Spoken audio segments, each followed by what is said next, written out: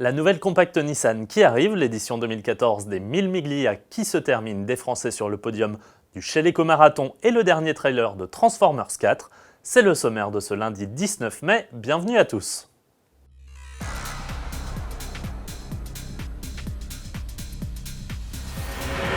C'est cette semaine qu'aura lieu le grand retour chez nous de Nissan sur le segment des compacts. L'Almera, délaissée en 2006 au profit du crossover Qashqai, s'offre en effet une descendante appelée Pulsar, et dont voici la première image. Et si, c'est bien elle, au milieu, coincée entre les nouvelles générations de X-Trail à gauche et de Qashqai à droite, auquel elle reprend le nouveau regard. Produite à Barcelone et commercialisée à l'automne, elle sera présentée officiellement ce 20 mai.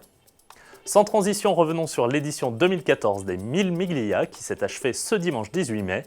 Après une boucle de près de 1600 km partant de Brescia dans le nord de l'Italie, rejoignant Rome puis un retour à la ville de départ, ce sont quelques 358 équipages en voitures anciennes, souvent inestimables, qui sont arrivés à bon port. Et quoi de plus normal à l'arrivée que de trouver un podium 100% italien, avec sur la plus haute marche du podium, dominant le rallye de bout en bout, une Lancia Lambda type 221 Spider de 1928. En deuxième place, une Alfa Romeo 6C 1750 GS Zagato de 1930, suivie d'une Aston Martin Le Mans de 1933, troisième.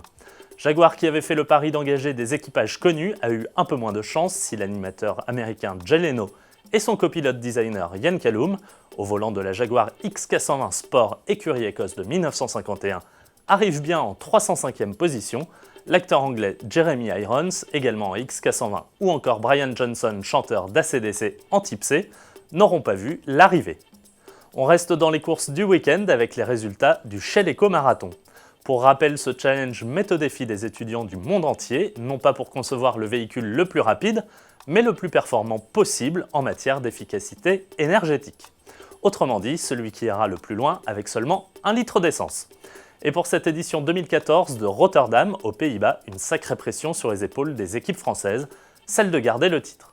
Et c'est chose faite puisque c'est une fois de plus le lycée nantais Saint-Joseph-La Jolivrie qui l'emporte avec le véhicule Microjoule, réalisant la performance de 3314,86 km pour 1 litre d'essence. Les catégories éthanol, diesel et GTL sont également remportées par des établissements français, respectivement l'INSA de Toulouse, l'IUT de Valenciennes et l'IUT de Brest. Rendez-vous dans un an pour défendre tous ces titres. Pour terminer, je vous laisse avec les dernières images du futur et 4e épisode de la saga Transformers, l'âge de l'extinction, plus sombre et destructeur que jamais. Sorti en salle le 16 juillet prochain. Merci à tous de nous avoir suivis et à demain.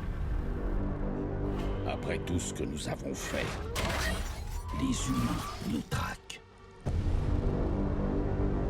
Mais je crains que nous soyons tous visés désormais.